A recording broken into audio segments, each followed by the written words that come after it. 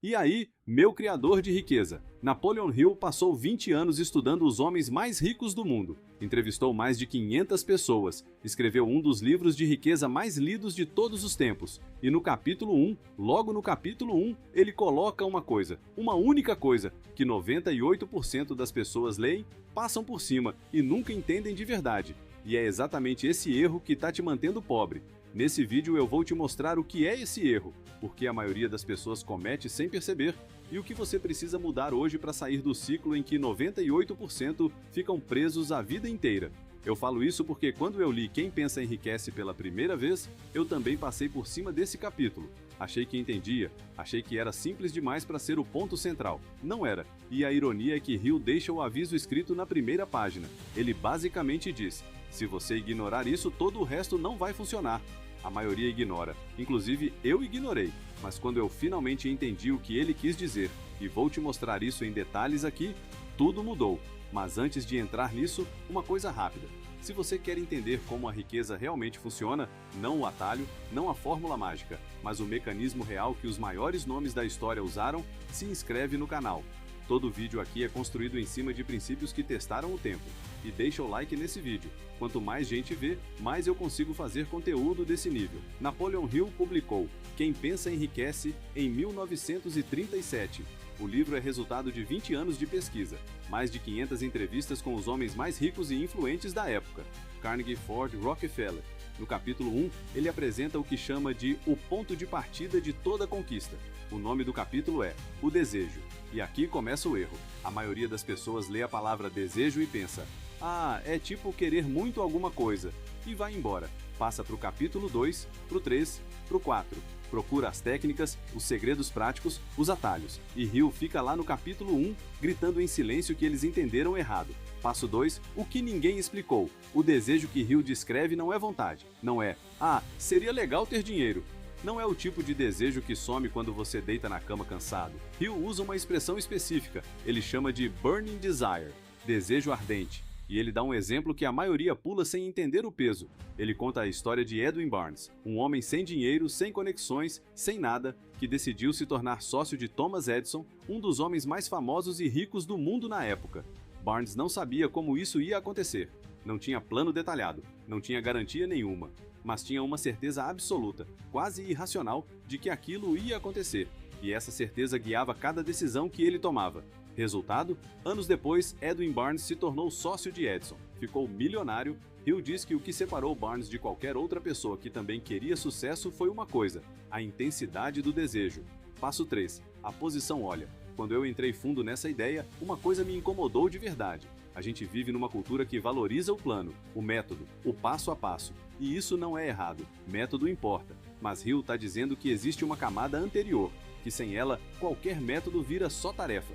A diferença entre uma pessoa que executa e uma que procrastina não é inteligência, não é disciplina isolada, é a intensidade do que está por trás da ação. Se você está fazendo algo só porque deveria, a energia esgota cedo. Se você está fazendo porque há um desejo ardente atrás, porque aquilo importa de verdade para você, você encontra uma forma de continuar mesmo quando é difícil.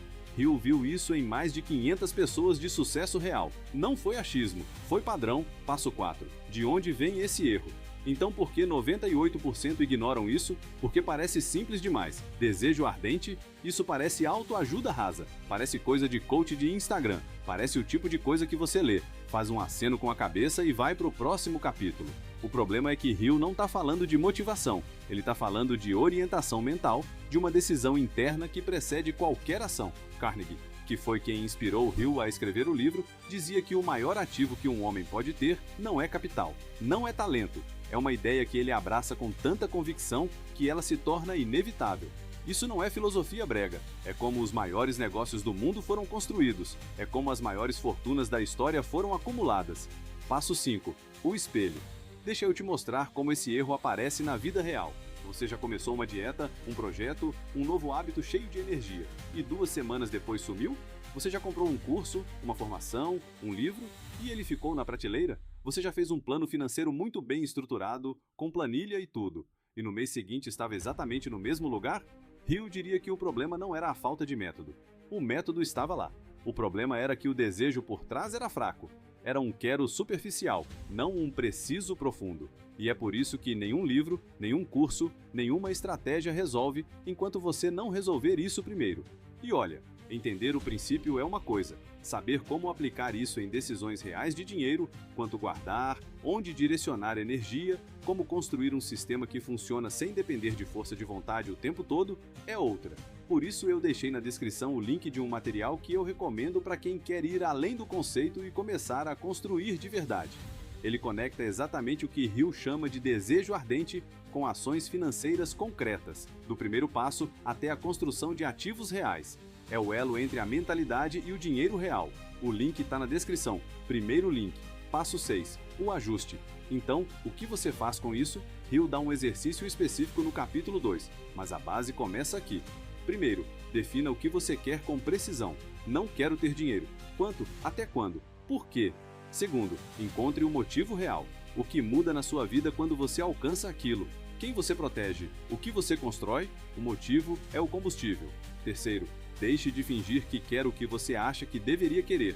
A riqueza que Hill descreve não vem de seguir a lista de objetivos certos. Vem de estar alinhado com o que você genuinamente quer construir. Esse é o começo. E se você entendeu isso, você já saiu na frente. O debate continua. E se você chegou até aqui, você já percebeu uma coisa interessante. O maior obstáculo para a riqueza não é externo. Não é falta de oportunidade, falta de capital, falta de conexões. É interno. É a clareza, ou a falta dela, sobre o que você realmente quer e por quê. Carnegie disse uma vez que um homem que sabe o que quer e está determinado a tê-lo encontrará um caminho, ou fará um. Um homem que não sabe o que quer nunca vai longe o suficiente para descobrir se era possível. Hill formatou isso em método, nomeou cada peça e colocou essa peça específica, o desejo ardente, como fundação. Não por acidente, porque sem essa fundação, qualquer técnica que você aprende vai rachar com o tempo. É por isso que prosperidade não é sorte, é escolha. Uma escolha que começa muito antes de qualquer ação. Se você aplicar o que esse vídeo te mostrou e não só entender, mas realmente parar e responder as 3 perguntas que eu coloquei, você já está fazendo o que 98% nunca fizeram. E se você quer o próximo passo, como transformar esse desejo em sistema financeiro real, com ativos, direção e resultado mensurável, o link na descrição é o caminho. É o que conecta tudo que Hill, Carnegie e os maiores estrategistas de riqueza da história ensinaram com o que você pode aplicar hoje. Primeiro link da descrição. Agora eu quero saber de você. Qual das 3 perguntas que eu coloquei foi mais difícil de responder?